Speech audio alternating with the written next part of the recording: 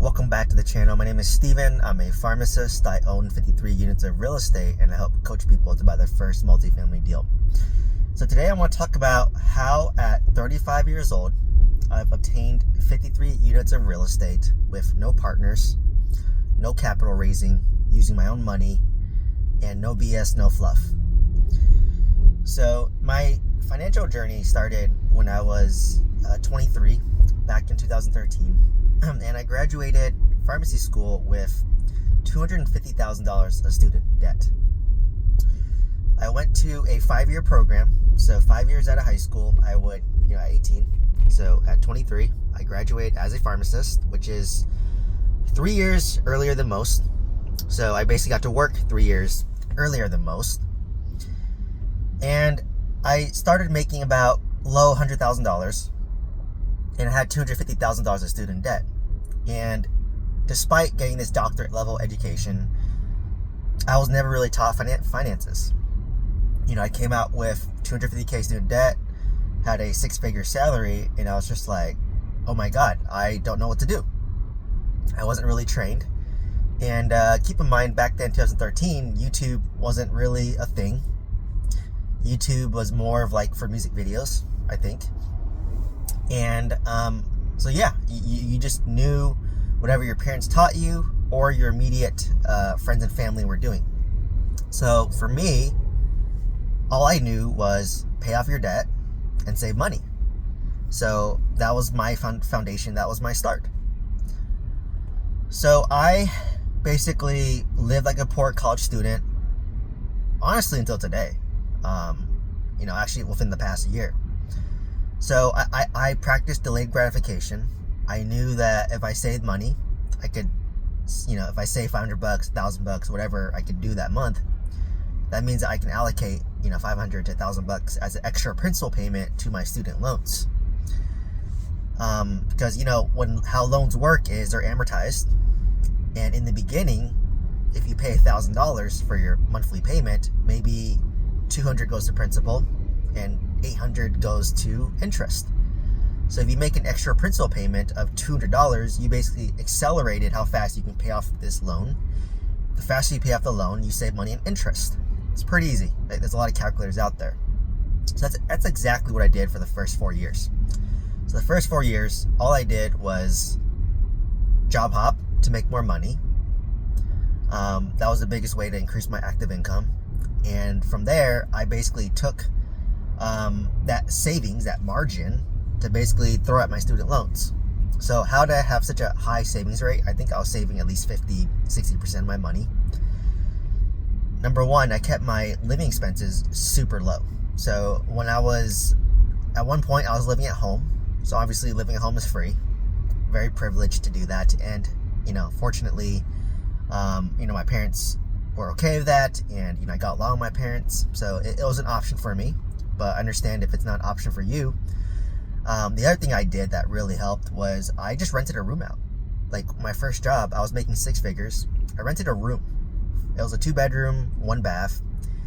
And one guy was living in the living room. And I was paying like $500 a month for utilities included, a month for rent. And obviously at 6 figures, and obviously in King City, it's probably pretty cheap to stay there. I could have got my own place. But I just knew, hey, I'm only here after work, which is like, from 5 to like 10. And of which, after work, I'm usually at the gym. And I'm usually eating out or, just preparing some simple, easy meal, relaxing, and go to sleep. That's pretty much my day. So I kept it really simple. And, eventually I moved up the W-2 again to become a director. And still living at home, believe it or not. So making close to $200,000 while living at home. And from there, I finally saved up. After paying off my student debt in 4 years, I saved up for my first down payment. And I used the same principles, right? I was able to pay off $250K in about 4 years. So I knew that I could save up for 10% down payment. It wouldn't take that long. Or it took me about a year and a half.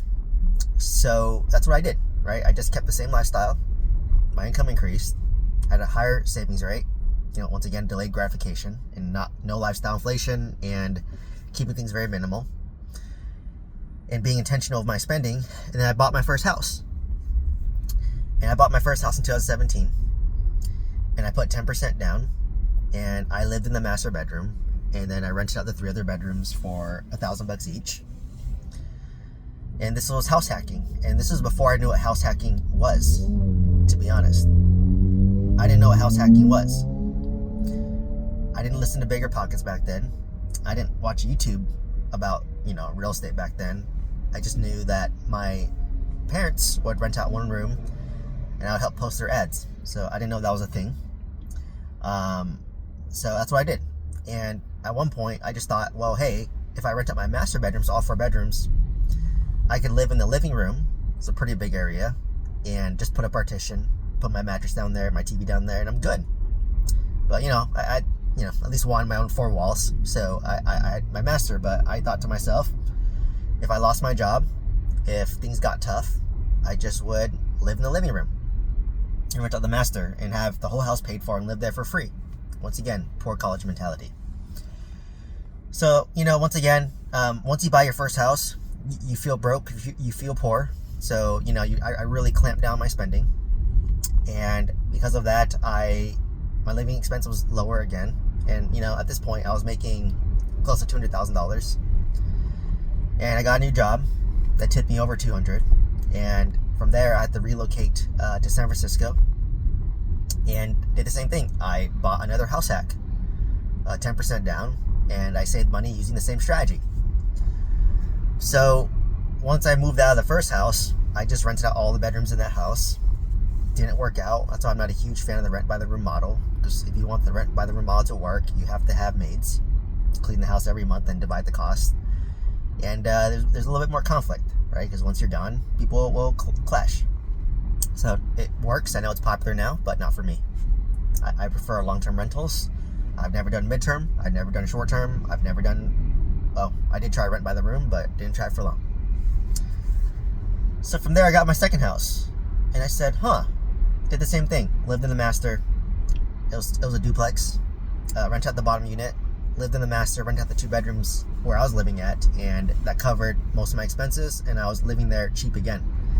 So once again, did the same thing, saved up my next 10%, and then now, this is when I moved to Southern California to chase my now wife, Christine.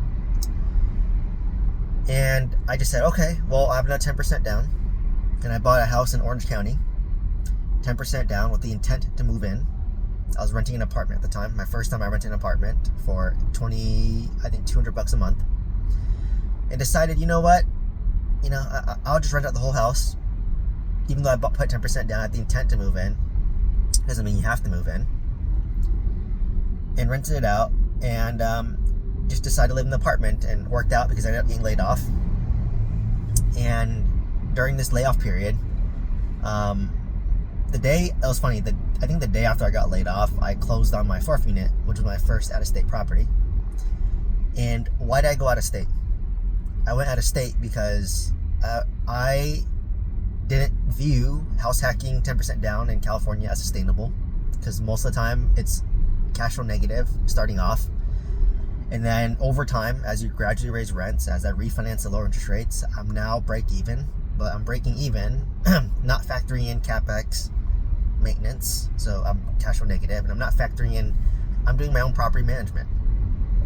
So I knew this is not sustainable, so I went out of state. That's when I bought my first property in Huntsville, Alabama. And funny thing, Trump just announced that Space Command is moving from Colorado Springs to Huntsville, Alabama. So there's going to be about 1,400 jobs moving to Huntsville, Alabama over the next 5 years. So there'll be more demand for rental and housing. Not massive, but, gradually. So, it's now Rocket City. And I had a feeling because my dad and cousin worked in aerospace, and, they said Huntsville was the next area because it's cheaper.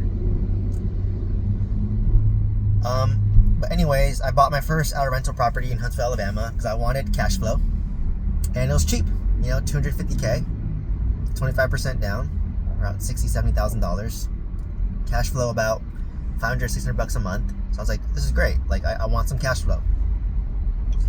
And then I said, okay, I bought out of state. I bought that property sight unseen. Never saw it, right? Like, literally, I've never been to Huntsville. Still to this day, I've never been to Huntsville. I've been to Selma, Alabama, but northern Alabama is way more different than Selma, Alabama. So from there, I just said, okay, well, how do I scale this? Because I got laid off and I wanted to retire faster, right? I wanted to retire by 35. Spoiler alert, I'm 35 now. I'm not retired. So it takes longer than you think.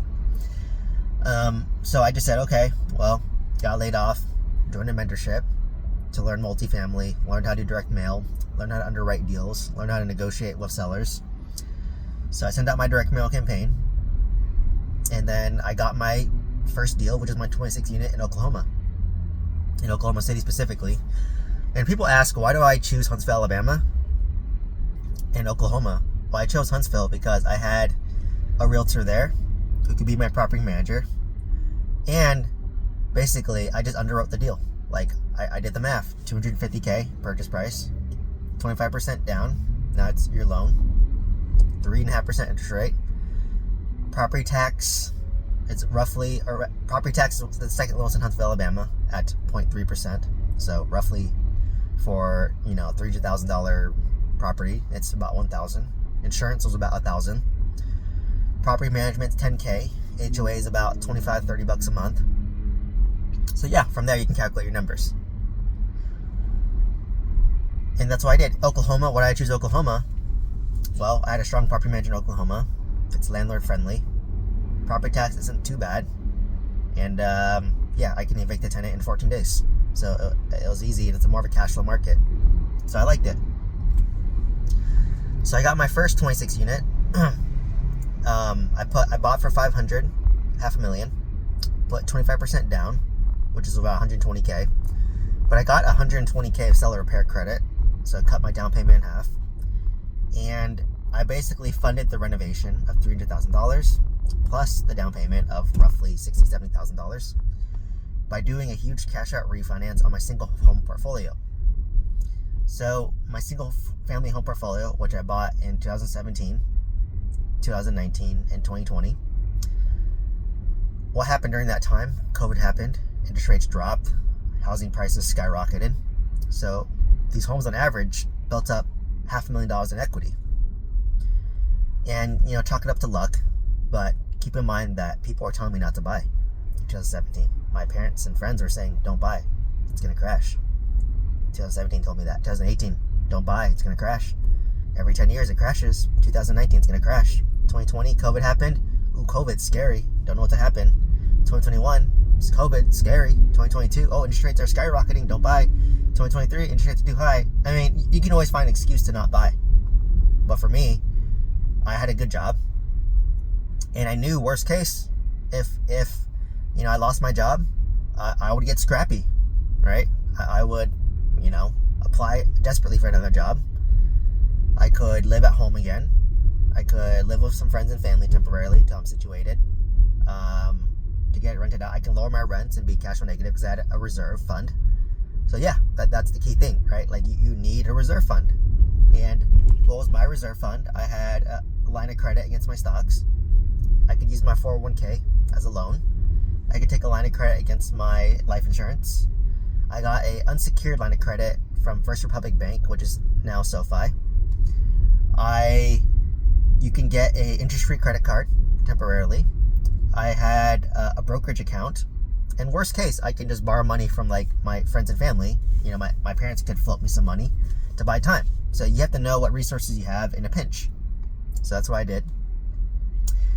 And I knew I would scrape by because, I have the hustle mentality. It's being scrappy. So I did a huge cash out refinance, lowered my interest rate, pulled out a bunch of money. And now these single family homes are cash flow negative. That's a downside. But I thought, hey, if I pull out this money, which is like $1 million plus, I could use that to make more than a negative cash flow in my real estate portfolio, which was about $4,000. So I bought my 26 unit. I bought my mobile home park. seller financing. It was like 40-ish units. And if you follow my story, I had 90 units at one point, and I bought my 20 unit, where I bought the 20 unit for $350, and I used a hard money loan for that. So I put 25% down, and I did a hard money loan for the purchase price plus about $100,000 in renovation, so all in for $450. So 25% of $450 roughly. So, and then for the mobile home park, I put down the down payment. I self-funded all the renovations, which came out to be almost like $500,000. So, what happened during this window? During a 2.5 year window, it was stressful. I was renovating, stabilizing my 26 unit. I was renovating, stabilizing my mobile home park. Realized I didn't want the mobile home park because I was losing money, bad property management. So I ended up selling it. It took me a year to sell it. So I sold it for a loss of $100,000. And I had to do a seller carry second note of roughly $450K, which pays me about $2,300 a month, right? So it helps kind of offset my negative cash flow from my single family portfolio. And eventually, in maybe 2 years, the note will be due and I'll get my money back. The 26 unit is cash flowing the best right now. It's grossing around $16K. My loan's $2,000, and average expense is about $8,000. So I think I'm cash flowing about $6,000 a month on that property.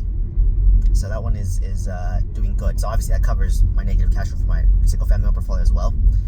My 20 unit is okay. Like that one maybe cash flows, $1,500, $2,000 a month. But if the repair happens, it's kind of break even. So it's okay, right? Like it's not the greatest.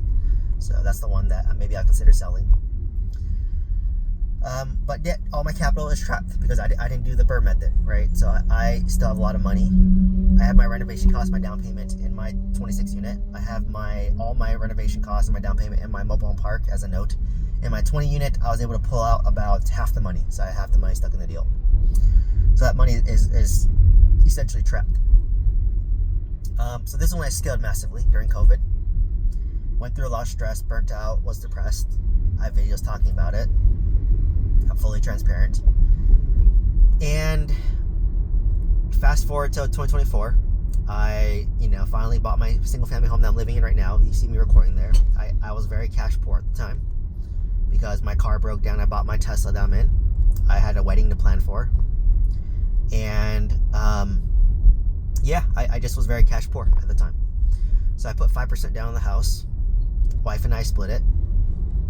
So we ended up putting like 90,000, like 50,000 down, 25K each.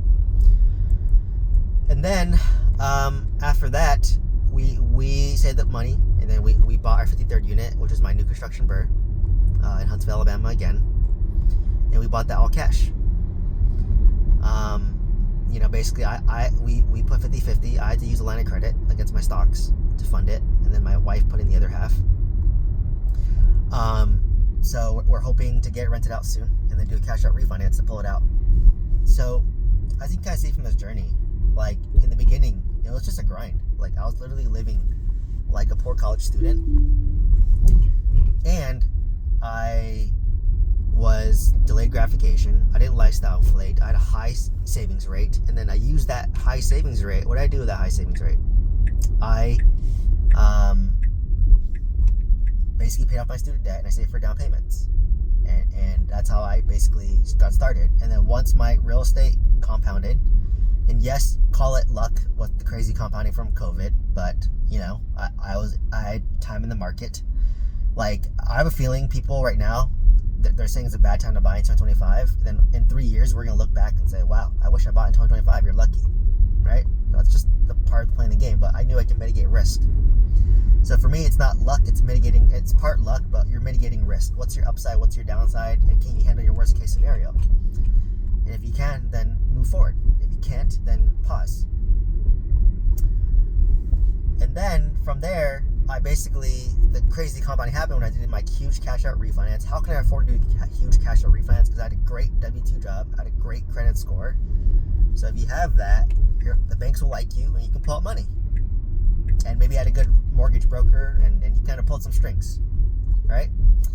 That's how I was able to pull a lot of money out because I can afford to. And I have good reserves, right? Like if you look at my stock account that I have more reserves. I can easily cover that mortgage or that negative $3,000 a month between my job, my stocks, my liquidity. From there, I basically scaled. That's when I scaled to 90 units, right? I basically bought my 26 unit, my mobile home park, and my 20 unit with an 8-month window. So I bought 80 units in 8 months, no partners, no raising money, right? And then, realized, oh my God, I did too much. I scaled too fast. This is a hockey stick, right? Too stressful. My mobile home park didn't do well, so it took me a year to sell it, sold it. And then now I have my 26 unit, my 20 unit stabilized. So it takes time, right? Like throughout this whole time, like until I'd probably say until this past year, literally 2025, I felt poor, I felt broke because I was asset rich, cash poor. It's just like, wait, I own so much real estate, I should feel richer than this. But the point of real estate is the longer you own it, the better it gets, right? The longer you own it, your rents go up over time, your principal pay down increases every month because of amortization. Your expenses should hopefully stabilize because you start fixing things up, right? You fix a roof every 5-10 years, or plumbing issues every 5-10 years. And, it just takes time for things to stabilize, right? Like for me, when things are stabilized, rents are going down a little bit because, it's a harder time now, right? It's tougher times now. People are losing jobs and interest rates are higher and inflation and uncertainty. So yeah, it's a harder time. And then from there, that's where hockey stick grew. And that's when now I'm focused on stabilization. So I'm like, okay, let me get these. I want a strong 53 units of real estate. So now I'm trying to look, right? Okay, if I really want to retire, I have to sell one of my properties, probably my first property, pay depreciation recapture, pay long-term capital gains tax, which is probably about $200,000. Take the rest of the equity, which I have it's probably worth about 1.4, and it loans about $600,000, so $800,000. Take that $600,000 plus some extra money on top of that, wipe off my mortgage, and lower my expenses significantly. My mortgage is $5,500 a month, which is about $66,000 a year. And then I'll only be stuck with the principal interest, the property tax, insurance, HOA, which comes out to be about $2,000 a month. And that's pretty affordable, right? I could live off $2,000 a month, especially in California, right? You can't get any, especially in Los Angeles specifically, you can't get any lower than that. So that's a move I can take if I want to retire and not work. And the way to do that is lowering your expenses big time. And if I want to take more debt off the table, I can sell my second single family home and use that to go pay off one of my apartment complexes to wipe off that loan. One property has a loan of $2,000, the other property has a loan of $2,600. So that would increase my cash flow again in a great way. So that's the way to scale to 53 units of real estate, right? So it's really having a what people call a strong and mighty portfolio. Like I could literally sell 2 more properties that have high equity, no cash flow from California, drop down to 51 units, but I'd have my primary paid off, putting me in a strong financial position, and have one or both of my apartments paid off, which would reduce my expenses by another $5,000. So by selling 2 properties, paying taxes, and paying that depreciation, paying off 3 properties, I'd have 51 units, of which my 20 unit, my 26 unit, which is 46 plus my single family, my primary, that's 47 units paid off. So out of 51 units, 47 are paid off. I'd own it free and clear, and then I would lower my expense by $10,000 a month. So now I'm in a stronger financial cash flow position to be able to step away from my W-2 job if I so choose. So now I'm work optional. So that's the name of the game of real estate, right? Is having those options and taking some chips off the table to lower your expenses. That's why I'm really bullish on paying off your primary. And what you can do is, once I pay off my primary, I can get a huge HELOC on my primary. It's cheaper to get a HELOC on your primary. And now I've access to about, 75% of, let's just call it $1 million home for easy numbers. It's $750K that I could use to go buy homes in Huntsville, Alabama cash. Right? I can buy it cash to make lowball offers. So that's how you play the game. right? It's delayed gratification. Spend less than you make, so you have margin. Invest that margin. Let the investments compound. Once the investments compound, you can leverage further by doing cash out refinance, by pulling lines of credits, by and then from there go buy more. And that's why I bought apartments in Oklahoma as well, in Huntsville, because it's a cheaper market. My 26 unit was $500,000. My mobile home park was $1 million. My 20 unit was $350K. In the Bay Area, your average single family home is $1 million. Now it's probably 1.5. In LA, average single family home is $1 million. So, I bought in an area that made sense for me, and that's how I scaled. So, that's what you gotta do, right? So you could live in an expensive market like California. I can't buy apartments in California. It's too expensive. So that's why I went out of state, right? So if you're in a high cost of living market, do the same thing. Go to a cheaper market. Go to Huntsville. Go to Oklahoma City, right? Go where you have unfair advantage. And that's what I did. So you do that. And like you said, I've been doing this since 2017. I still feel broke, right? Because I'm still dependent on my W-2 job to live. I'm not paycheck to paycheck, but I'm depending on my W-2 job to live. That's why I'm focused on building more active income. So you want to build up active income throughout the process as well. So anyways, hopefully you found value. I just wanted to give you my no BS guide of how I got to 53 units with no partners at 35 years old. I didn't raise capital. I didn't have a partner because I don't want to deal with that. So, that's how I did it, right? It's simple, but it's hard to do. Right? Not many people have that discipline to, do what I did since 2013. So you just need discipline. You gotta do something ordinary for an extraordinary period of time, and it'll seem extraordinary, right? Because most people fail and give up before then. So anyways, like I said, hopefully this inspires you to start your journey to build financial freedom. You may take longer than me, which is okay, but the key is to get started, right? You want to get started. That's the key. Just get started. So anyways, if you want to join my school community for free, then it's $1 a day. It's pretty cheap. I have weekly Q&As. If you want one-on-one coaching, you want mentorship, you want to send me an email, you want to join my newsletter for free, click on my link tree down below. It has all my links there. And also, if you want a steadily landlord insurance quote to see if you can save money, it's free to get a quote. It takes 3 minutes. If you can save money, great. If you can't, then at least you know your current policy is good.